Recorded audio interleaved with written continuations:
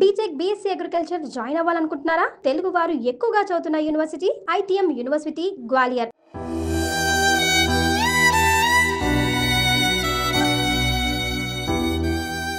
Jubilee Hills BRS MLA Maganti Gopinath కన్నుమూశారు.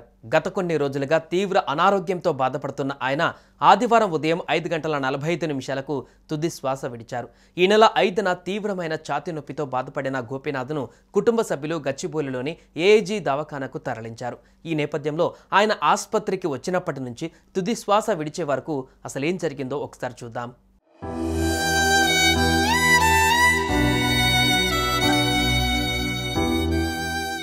June 5 గురువారం మధ్యాహ్నం 2:30 సమయంలో ఒక్కసారిగా ఛాతీలో తీవ్ర నొప్పి రావడంతో మాగంటి గోపీనాథ్ ఇంట్లోనే కుప్పకూలిపోయారు. వెంటనే కుటుంబ సభ్యులు సిపిఆర్ చేయడంతో కాస్త కోలుకున్నారు. అంబులెన్స్లో హుటాహుటిన ఆసుపత్రికి తరలించే సమయంలో స్పృహ కోల్పోయారు.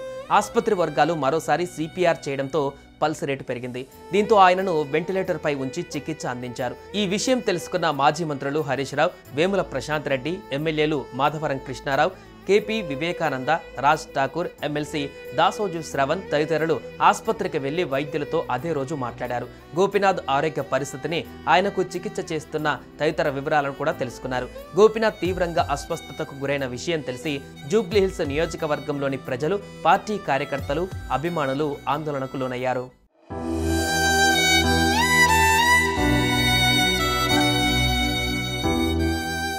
ఇక జూన్ 6న కేటీఆర్ విదేశీ పర్యటనలో ఉన్నప్పటికీ ఆయన సతీమణి శైలిమ గురువారమే ఆసుపత్రికి వెళ్లారు. ఆ తర్వాత మరలా శుక్రవారం కూడా ఆమె ఆసుపత్రికి వెళ్లి మాగంటి కుటుంబాన్ని పరామర్శించారు.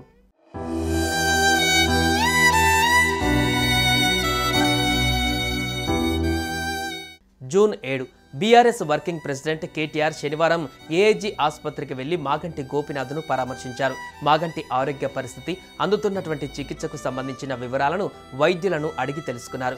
మాగంటి కుటుంబ సభ్యులతో మాట్లాడి వారికి ధైర్యం చెప్పారు. త్వరలోనే మాగంటి గోపీనాథ్ కోలుకోవాలని ఆకాంక్షించారు. అమెరికా పర్యటనలో ఉన్న కేటీఆర్ మాగంటి గోపీనాథ్ ఆరోగ్య పరిస్థితి గురించి ఎప్పటికప్పుడు ఫోన్ ద్వారా తెలుసుకొని ఆ తర్వాత ఇక్కడికి రావడం జరిగింది. అమెరికా నుంచి తిరిగి వచ్చిన వెంటనే ఆసుపత్రికి వెళ్లి గోపీనాథ్ను పరామర్శించారు. ఇక అదే రోజు రాత్రి 7 గంటల సమయంలో మాగంటి కుటుంబ సభ్యులు ఆవేదన వ్యక్తం చేశారు. గోపీనాథ్ గారికి చికిత్స కొనసాగుతుంది, తప్పుడు వార్తలు నమ్మకండి, ఆయనకు ఏమీ కాదు, వెంటిలేటర్ మీద చికిత్స కొనసాగుతుంది, తొందరలోనే అంతా సెట్ అవుతుందంటూ వారు ప్రకటించారు.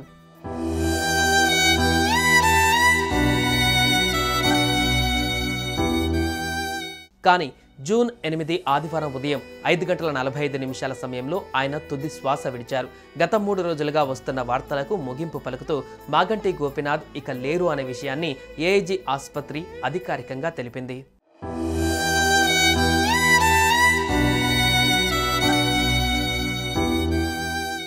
జూబ్లీహిల్స్ ఎమ్మెల్యే మాగంటి గోపీనాథ్ మృతి పట్ల ముఖ్యమంత్రి రేవంత్ రెడ్డి తీవ్ర దిగ్భ్రాంతి వ్యక్తం చేశారు. ఆయన మరణం పట్ల సంతాపం ప్రకటించారు. మాగంటి ఆత్మకు శాంతి చేకూరాలని ప్రార్థిస్తూ వారి కుటుంబ సభ్యులకు తన ప్రగాఢ సానుభూతిని తెలిపారు.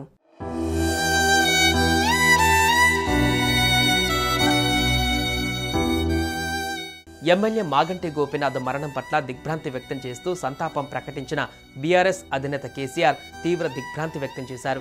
మాగంటి మరణం పార్టీకి తీరని లోటు. ఎంతో కష్టపడి రాజకీయాలలో అంచెలంచెలుగా ఎదిగిన మాగంటి గోపీనాథ్ ఎంతో సౌమ్యుడిగా, ప్రజానేతగా పేరు సంపాదించారని తెలిపారు. జూబ్లీహిల్స్ నియోజకవర్గ ఎమ్మెల్యేగా నిత్యం ప్రజలకు అందుబాటులో ఉంటూ హైదరాబాద్ నగర సీనియర్ రాజకీయ నేతగా మాగంటి తనదైన స్థానాన్ని సంపాదించుకున్నారని మాగంటి జ్ఞాపకాలను స్మరించుకున్నారు. తనను కాపాడుకునేందుకు వైద్యులు చేసిన కృషి, పార్టీ తరపున చేసిన ప్రయత్నాలు ఫలించకపోవడం దురదృష్టకరమని ఆవేదన వ్యక్తం చేశారు. మాగంటి గోపీనాథ్ మరణంతో శోకతప్తమైన కుటుంబ సభ్యులు, మిత్రులు, అభిమానులకు కేసీఆర్ తన ప్రగాఢ సానుభూతిని తెలిపారు. వారి పవిత్ర ఆత్మకు శాంతి చేకూరాలని ప్రార్థించారు.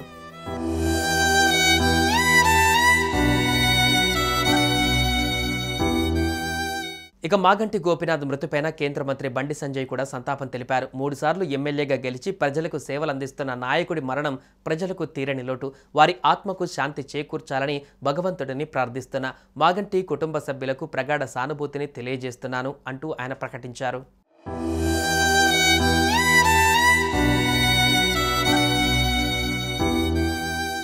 సుమన్ టీవీలో మీ పర్సనల్ అండ్ బిజినెస్ ప్రమోషన్స్ కోసం కింది నెంబర్కి కాంటాక్ట్ చేయండి.